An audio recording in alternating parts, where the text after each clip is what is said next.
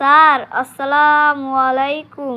কে বন্ধু, তুই এখানে কি করতেছিস? আরে আমি এখানে চাকরি পেয়েছি, কিন্তু তুই তো এখনো ছাত্র রয়ে গেলি।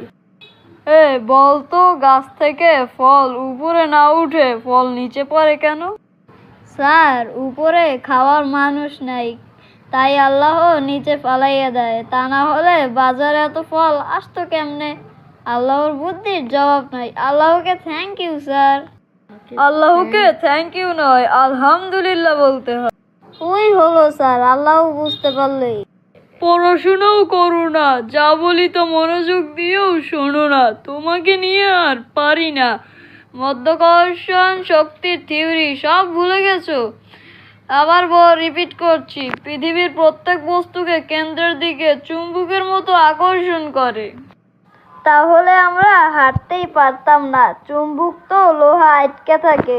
শুধু আকর্ষণই না, দরকার মতো বিকর্ষণও করে।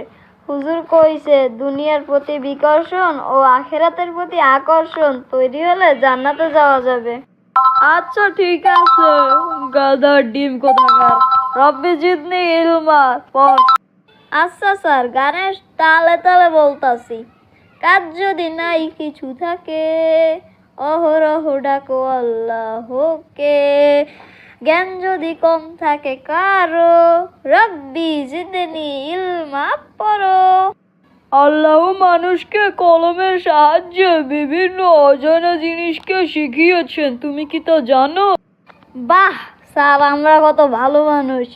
আল্লাহই মানুষকে কলম ধরতে কইছে, আর আমরা কলম থুইয়া মোবাইলে গেম খেলি।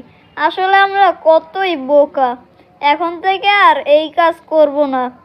একদম ছিলাম বোকা, এখন থেকে হব বুদ্ধিমান। এখন থেকে এটাই থাকবে আমাদের স্লোগান। তো গাইস, ভিডিওটি ভালো লাগলে লাইক, কমেন্ট আর সাবস্ক্রাইব করে যেতে ভুলবেন না। কিন্তু আপনারা সেটা না করে লাইক, কমেন্ট ও সাবস্ক্রাইব ব্যতীত আপনারা চলে যান প্লিজ গাইস। আমরা অনেক কষ্ট করে আপনাদের জন্য ভিডিও বানাই। আপনারা এখন থেকে প্লিজ এই কাজটি করবেন না। তোকে না পড়া ছিল, মানে বাগবাকুম পায়রা কবিতাটি তাড়াতাড়ি বলা, এখনো ছুটি দেওয়া। ইসিরে, পড়াটা তো শিখি নাই, এখন কি বলবো স্যারকে? থাক, যা ইচ্ছা তা বলে দেই। স্যার, বাঘ বা পায়রা, পায়রা একটা বয়রা, কথা কানে যায় না, চড়বে সোনার পালকি, হবে না তার পালকি, ভেঙে যাবে সেইটা, সে হলো একটা ছেলের বেইটা। এটা কি তোকে আমি পড়াতে ছিলাম? দাঁড়া, তুই এখনই তোকে খাইছি আমি।